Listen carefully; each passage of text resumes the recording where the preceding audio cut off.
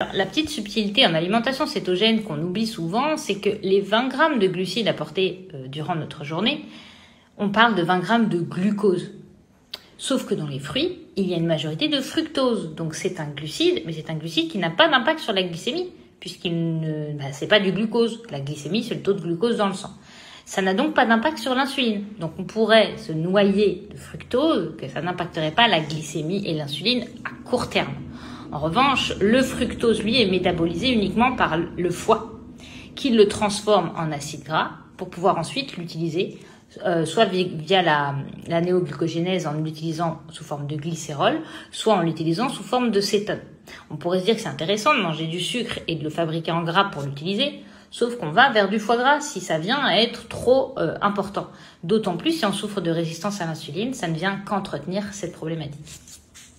Donc, partons dans l'idée que le fruit n'a pas d'impact sur la glycémie, on pourrait en consommer comme on le souhaiterait, mais si on veut faire attention à son foie, il va falloir limiter la consommation. Pourquoi on dit qu'on préfère les baies en alimentation cétogène? Tout simplement parce que, sachant que c'est le fruit le plus faible en glucides et qu'on cherche malgré tout à limiter l'impact qu'on va avoir sur notre métabolisme, aussi bien hépatique que dans la perte de poids, on va aller vers les fruits qu'on va pouvoir consommer en grande quantité pour se doter d'un minimum de sucre. Parce que vous pouvez évidemment consommer du melon, vous pouvez consommer de la pomme, vous pouvez consommer de la poire, mais pour limiter l'impact sur votre métabolisme de perte de poids, donc protéger son foie et protéger tout de même sa glycémie, puisqu'il y a un petit peu de glucose dans des fruits, il va falloir limiter la quantité. Je préfère toujours que vous mangez un bol de framboise plutôt qu'un petit cube de melon. L'impact serait le même si on s'apportait le même nombre de glucides qu'on mange des baies ou du melon en adaptant seulement la quantité.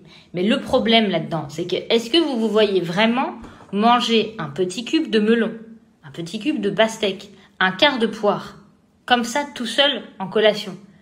Non, alors déjà en collation tout seul, vous allez plutôt éviter pour éviter un pic de glycémie, mais au niveau de la frustration, au niveau mental, c'est très compliqué de manger quelque chose d'aussi petit. Alors qu'un bol de fruits, c'est plus facile à accepter de manger qu'un bol que de manger juste un cube.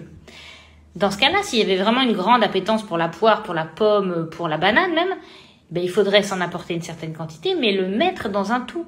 Le mettre dans de la crème de coco, le mettre pourquoi pas dans un yaourt de brebis, le prendre avec énormément de choses autour, déjà qui vont limiter l'indice glycémique, donc ça va ralentir l'absorption des sucres, mais en plus ça va vraiment vous apporter un tout, quelque chose qui est plutôt réconfortant.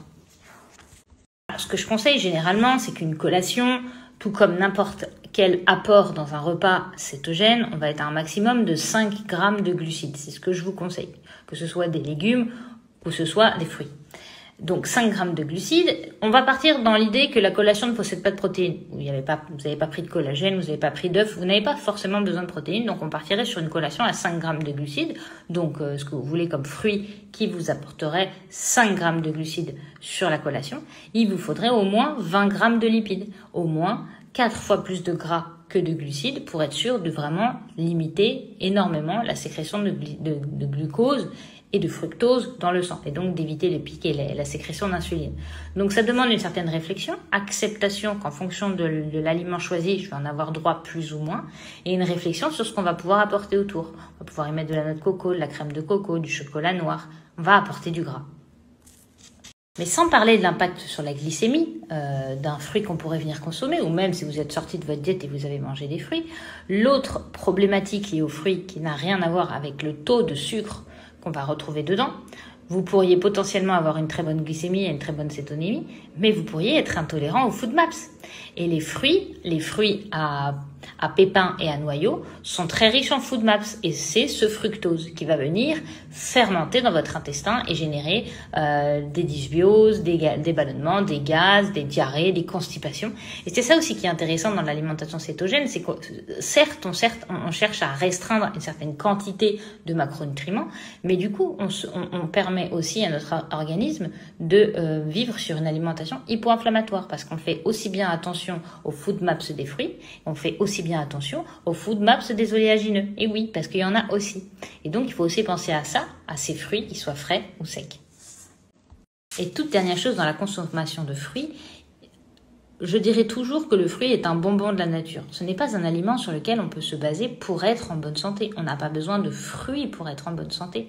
Les vitamines, les minéraux, l'eau, les fibres, même si on en cherchait, c'est pas dans les fibres qu'on irait les chercher, c'est pas dans les fruits qu'on irait les chercher, parce qu'il y a beaucoup trop de sucre et surtout, oui, ça n'a pas d'impact sur l'insuline en soi, le fruit, puisque il y a certains fruits qui sont très riches en fructose et pauvres en glucose.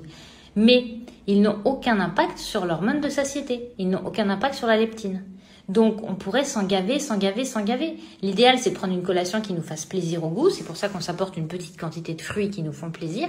Mais surtout, on vient apporter du gras pour être rassasié à la fin de sa collation et pouvoir continuer à vaquer à ses occupations. C'est ça qui compte quand on se nourrit, en fait. C'est de prendre du plaisir, mais surtout se nourrir profondément. Et c'est pour ça qu'un fruit, ça a sa place en une certaine quantité et toujours bien accompagné.